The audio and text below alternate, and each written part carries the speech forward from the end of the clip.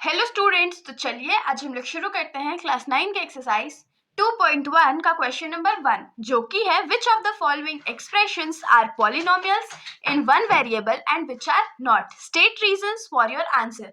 तो इस क्वेश्चन में हम लोग को क्या बोला गया है कि नीचे कुछ एक्सप्रेशंस दिए गए हैं और उनमें से हमसे पूछा गया है कि कौन से ऐसे एक्सप्रेशन है जो पॉलिनोमियल इन वन वेरिएबल है। पॉलिनोमियल इन वेरिएबल मतलब कि ये जो इक्वेशन होगा उसमें कोई भी वेरिएबल हो लेकिन एक ही तरह का होना चाहिए। जैसे कि अगर मान लीजिए कोई एक्सप्रेशन है उसमें वेरिएबल x है तो पूरे एक्सप्रेशन में सिर्फ और सिर्फ x ही वेरिएबल होना चाहिए, x की जगह y नहीं होना चाहिए। और उसके आगे हम लोगों को क्वेश्चन में बोला गया है कि अगर कोई पॉलिनोमियल इन वन वेरिएबल है तो क्यों है, और कोई अगर नहीं है तो क्यों नहीं है, इसका रीजन हम लोग को बताना है। तो इसके अंदर हमारा पहला क्वेश्चन है 4x² - 3x + 7। तो इस क्वेश्चन को आप लोगों को देख के क्या लग रहा है कि क्या ये पॉलिनोमियल इन वन वेरिएबल है? मेरे को तो लग रहा है। क्यों? क्योंकि देखिए यहाँ पर सिर्फ और सिर्फ x वेरिएबल का ही यूज किया गया है, y वेरिएबल, z वेरिएबल या कोई ABCD कोई वेरिएबल का यूज नहीं किया गया है। सिर्फ और सिर्फ क्या है तो x है। तो इसीलिए हम लोग क्या बोलेंगे, तो yes it is a polynomial in one variable. और अगर आप लोगों को रीजन लिखना है तो आप लोग लिख सकते हैं इन one variable because it has only one variable which is x। अब हम लोग आ जाते हैं सेकेंड क्वेश्चन पे। तो सेकेंड क्वेश्चन जो है हमारा है वो क्या है, तो y² + √2। तो y², देखिए y जो है उसका जो पावर है वो तो पहला होल नंबर है तो चलेगा, और y के सिवाय कोई और वेरिएबल का यूज नहीं किया गया है इस इक्वेशन में, इसीलिए ये क्या हो जाएगा, तो ये भी पॉलिनोमियल इन वन वेरिएबल हो जाएगा। तो इसमें भी हम लोग लिखेंगे yes it is a polynomial in one variable। तो अब हम लोग आ जाते हैं थर्ड क्वेश्चन पे। तो हमारा थर्ड क्वेश्चन है 3√t + t√2। तो ये क्वेश्चन जो है ये थोड़ा कॉम्प्लिकेटेड है ना, t का जो पावर है वो होल नंबर है कि नहीं है ये हम लोग को पता नहीं चल रहा है। तो इसके लिए क्या करते हैं, हम लोग को t को पावर में लाना पड़ेगा।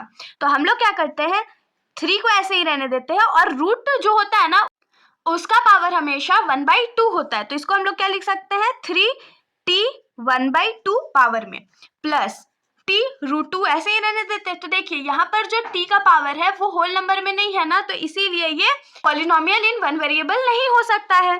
तो इसमें हम लोग लिखेंगे no it is not a polynomial in one variable because, reason भी देना था, तो because power of t is not a whole number. अब हम लोग आ जाते हैं अपने फोर्थ क्वेश्चन पे। तो फोर्थ क्वेश्चन हमारा क्या है, y + 2/y। तो इसको हम लोग क्या करते हैं, पहले थोड़ा सा सिंप्लीफाई कर लेते हैं। तो y तो हमारा ऐसे ही रह जाएगा +2। अब क्योंकि y नीचे डिनोमिनेटर में है ना तो हम लोग इसको लिख सकते हैं y का पावर -1। अब आप लोग मुझे कमेंट सेक्शन में बताइए कि क्या -1 जो है वो एक होल नंबर होता है, और अगर नहीं होता है तो होल नंबर्स कौन से होते हैं। तो यहाँ पर हम लोग लिखेंगे no it is not a polynomial in one variable because power of y is not a whole number।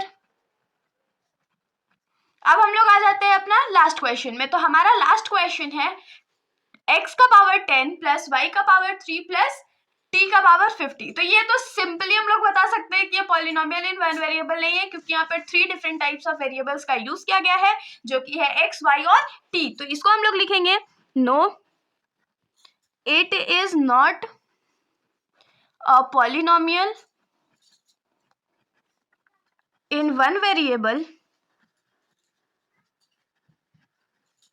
Because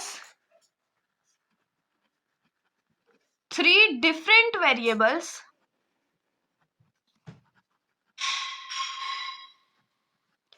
are used तो इसके साथ हमारा ये सॉल्यूशन यहीं पर खत्म हो जाता है। अगर आप लोगों को वीडियो अच्छी लगी हो तो वीडियो को लाइक कर दीजिएगा और मेरे चैनल को बिना सब्सक्राइब किए कहीं मत जाइएगा। Thank you.